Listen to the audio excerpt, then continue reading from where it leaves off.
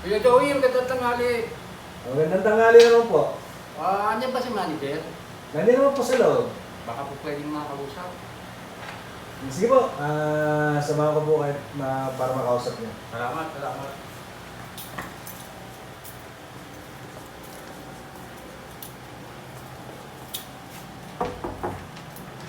Magandang tanghali po, manager. Si Sir Odi po, may kailangan po sa inyo. O kapitbahay, napunta ka, anong problema mo? Manager, nag-loan ako sa Corecom. 500,000 yung nire-request ko sana. 300 lang in-approve nila. Baka daw kasi hindi ko mabayaran yung monthly kung sakita ko lang sa trabaho. Wala ka bang ibang source of income? Yun nga po problema wala po eh. Sulat mo na ng misis mo na may sideline para ako na nagkakausap sa Crecom. Sige po. Tama-tama po yan, manager. Maraming salamat. Pero hingi ako ng pabor sa iyo. Ano naman po? Hingi ako ng 50,000. Ang laki naman po yun. Hindi po kaya 50,000. Pagpagawa po ng bahay yun eh.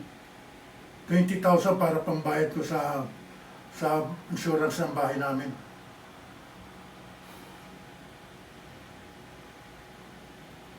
Sige na nga po, hindi lang talaga kailangan yung pera eh. Sige po, ayun na po ako.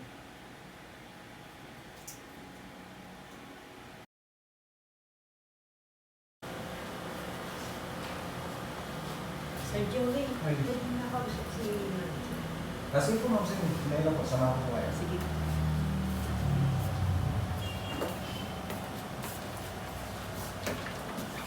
Good morning po, manager. Good morning po. Gusto daw po kayo makakausap ni Ma'am Seni. Good morning po, Manager Ed. Ay, good morning, Sister Seni. Ano po sana, gusto ko sana hiramin yung titulo ko. Kasi di-divide ko po doon sa dalawang anak ko. May ipapalit ka ba na titulo na kasing halaga ng sagla mo? Meron po, kaya nga lang po, binabaha yun. Sige, dali mo para may process natin at huwag mo sasabihin na lubog sa tubig. Sige po. Salamat po. Ay, Manager, dala ko na po din yung titulo. Ganun ba? Baka gusto niyo pong magpa-reflex. Yun nga, masakit nga ang balikat ko eh. Sige po, sandali lang. Hingi sana ako ng pabor sa iyo. Ay, wala pong ganyanan ha. Hindi naman sa ganun, ano ka ba? Hingi lang naman ako ng pera. Magkano naman po? 30,000. Ang mahal naman. 25,000. Ayaw mo, hindi kita matutulungan. Kung di ko lang kailangan ma-divide yung titulo ko hindi sana. Sige na nga. Sa mayatan loob mo eh. Hindi naman no. Okay lang. Joey!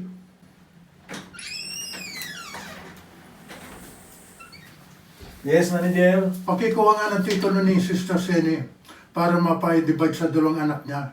At papalitan na ito, ipapalit na sa titulo niya. Okay po. Thank you po. Thank you. Halika na po. Apo. Si Ma'am Seni. At maayos na po natin yung mga papeles po ninyo. Sige po.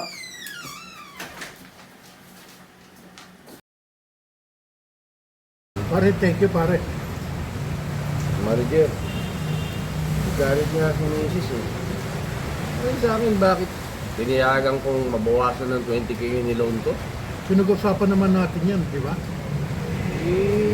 Sinabi nga sa akin ni Mrs. Bawiin ko daw. Kung hindi, magre-reklamo siya sa co-op. Ako pa tatakutin mo. Subukan nyo lang.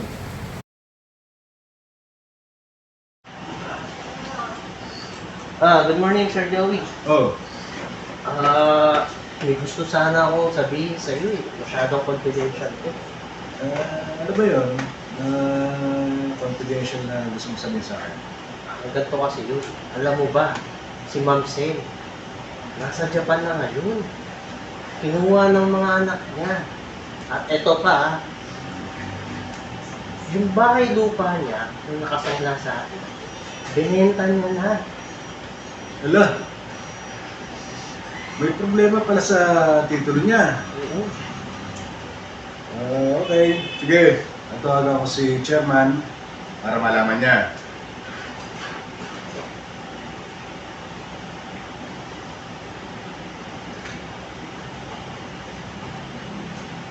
Chairman, good morning po.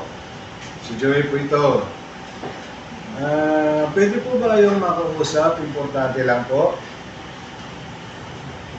Sige po, maraming salamat po. Punta ako na lang po kayo bukas.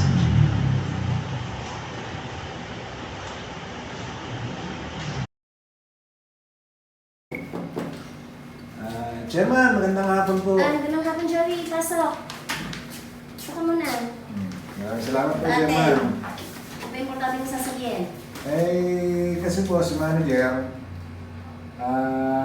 pinapapalit po yung titulo ni Kamay-ari, Seni Malyari, at ipatidibay daw po. Ang tanong po, hindi na po na ibalik sa atin yung original na titulo ni Ma'am Seni. Kasi po, umalis na po siya at napunta na po ng Japan. Oo. Baka naman mas maganda yung titulo na ipalit. Ay, narito nga po yung ibang titulo na gusto ipaate, ipa-divide. Pero ang isa pa pong problema, binabaha po itong lugar na to. Oh, tingin ko may mga dito.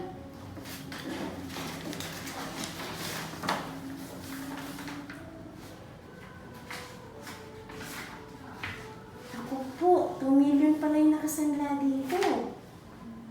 Paano natin ito gagawin?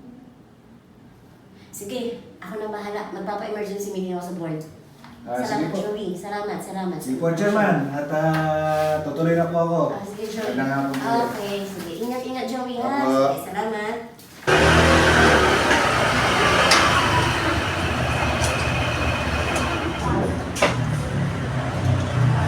Ganun ako, Chairman. Oh, ano? Ano nangyari sa mukha mo? Away kami ni Mrs. eh. Galit na galit sa akin. Bakit daw pumayag na bigay kay manager yung 20,000 sa nilong ko. Bakit ka pumayag? Ano naman bawal yun, di ba? Eh kasi, Chairman, may problema ako sa Recom, 300,000 lang yung in-approve. Eh kailangan ko 500,000 dahil nga papagawa ko yung bahay ko. Nasira ng bagyo. Sobrang galit ni Mrs. yan, binato ko ng pinggan. May ebidensya ka ba? Meron, Chairman. Sandali ah.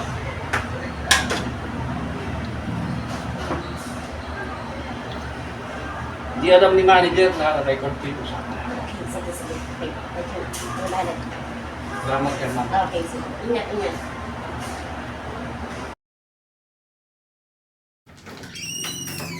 Chairman Louie, napasel ka. May kailangan ka.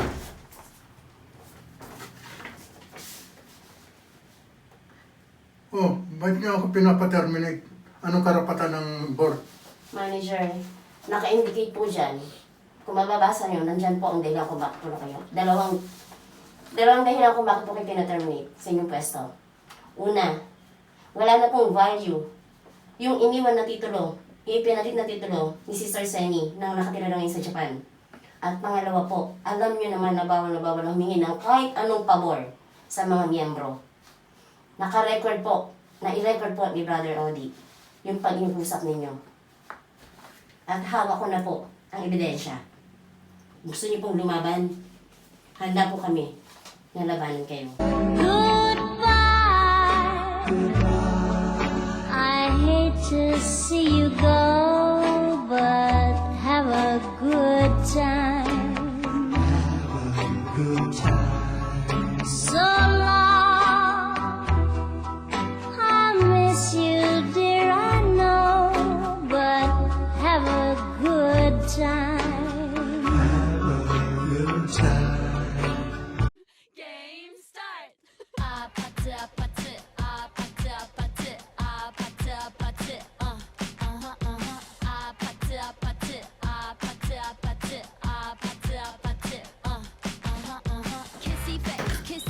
Chairman Louie, napasel ka. May May kailangan manager. ka.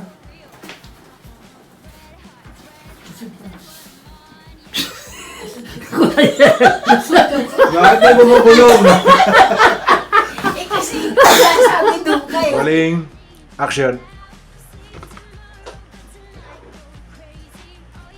Ako naman ang hihingi ng pabor. Ay manager ha, walang ganyanan na. Hindi, yun, ano ka ba? Hindi ako...